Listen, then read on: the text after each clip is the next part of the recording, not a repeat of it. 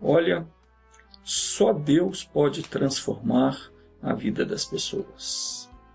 Às vezes nós atentamos para uma pessoa que vive de maneira dissoluta e desregrada e costumamos dizer essa pessoa não tem mais jeito. Tem casos até que damos alguns conselhos e outras vezes até nos esforçamos para tentar convencer a pessoa de que ela está agindo errado. Mas nada disso adianta, não. Os argumentos humanos jamais vão conseguir mudar a maneira de alguém pensar ou agir. Porque o mal que cerca a pessoa e a leva a praticar coisas ruins não é deste mundo, mas é do mundo espiritual. Mas existe, na verdade, uma solução. Do mesmo modo como o Senhor Jesus Cristo transformou a água em vinho, isso está escrito em João capítulo 2, versículo 1 ao 11, depois você lê lá. Do mesmo jeito que ele transformou a água em vinho, ele faz com as pessoas. Ou melhor, ele não transforma as pessoas, mas sim faz delas novas criaturas.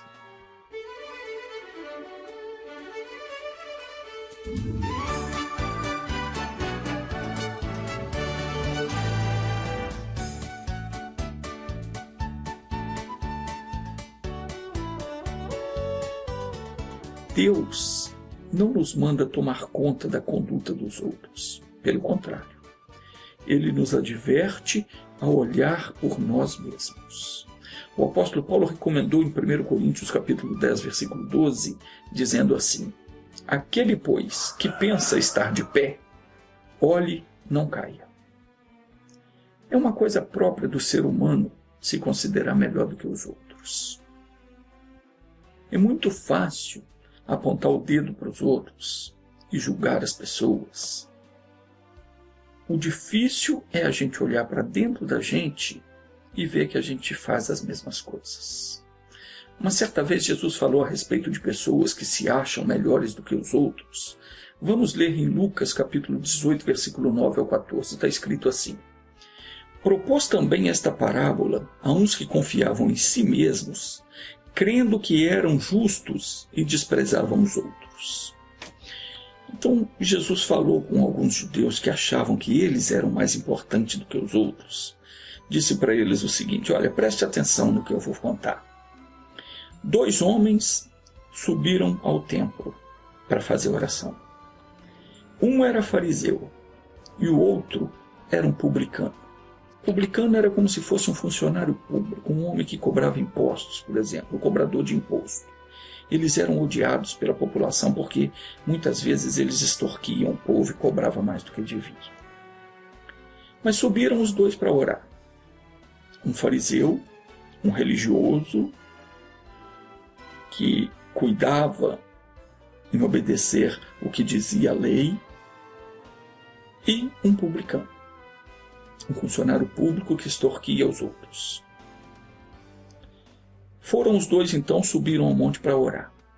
E o fariseu ficava em pé e orava da seguinte maneira: ó Deus, graças eu te dou porque eu não sou como os demais homens.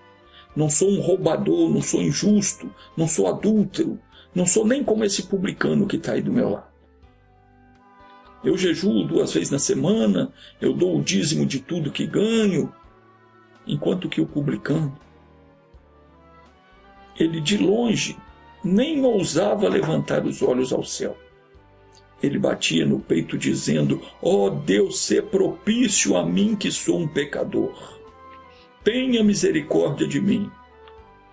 E Jesus falou: eu digo a vocês que este publicano desceu justificado para sua casa, mas não aquele fariseu.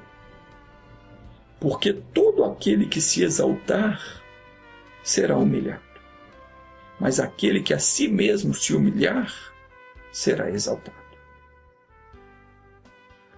Nós temos ainda um outro acontecimento que está registrado em Lucas capítulo 13. Vamos ler. Está escrito assim: naquele mesmo tempo estavam presentes ali alguns que falavam dos galileus, cujo sangue Pilatos havia misturado com os seus sacrifícios. E então Jesus, respondendo a eles, disse-lhes: cuidais vós que estes galileus foram mais pecadores do que todos os outros galileus, por eles terem padecido tais coisas?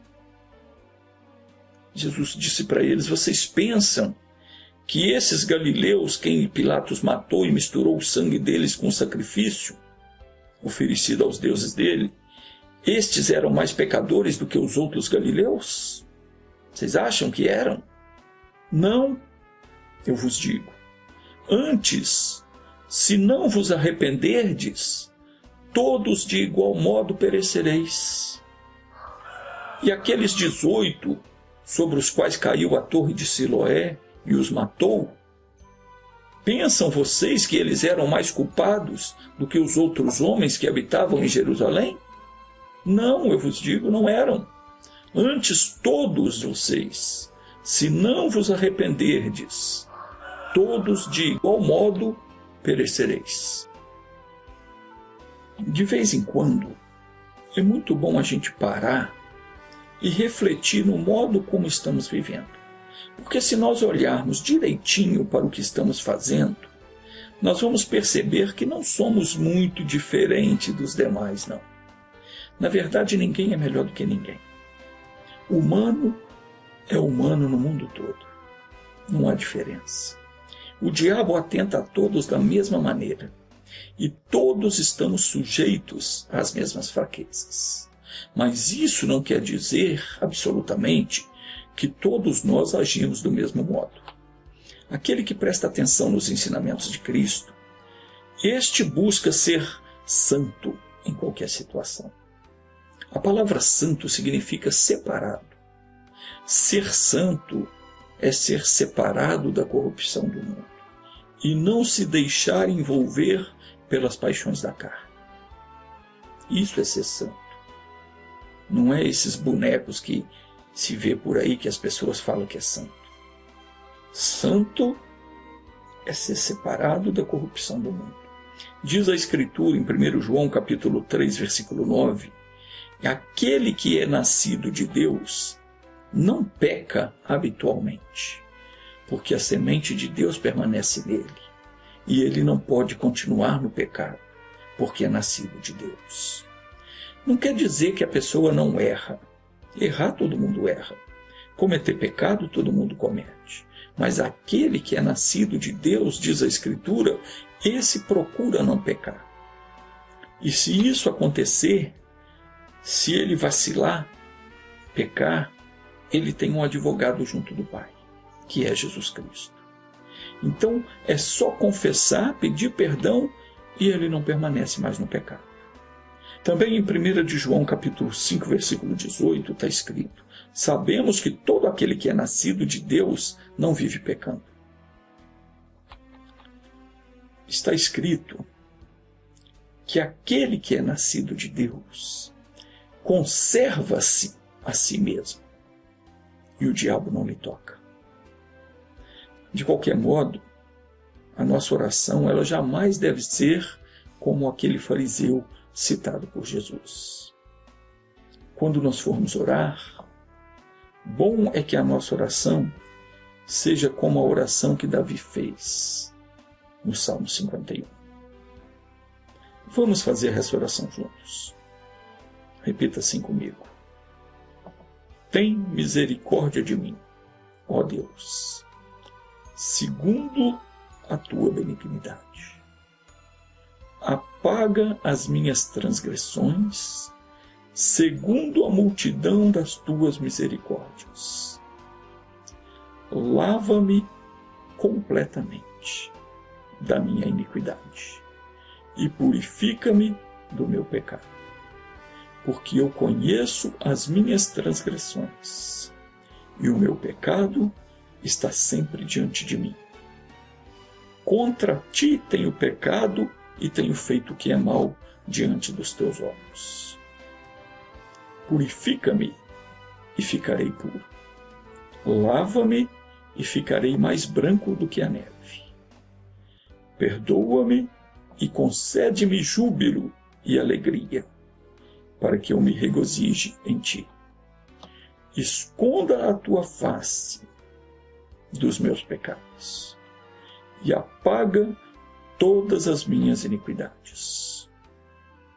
Cria em mim um coração puro e renova em mim um espírito reto. Não me lances fora da tua presença e não retires de mim o teu Espírito Santo. Torna-me a dar a alegria da tua salvação e me sustém com o espírito voluntário. E então ensinarei aos transgressores os teus caminhos, e os pecadores a ti se converterão. Assim seja.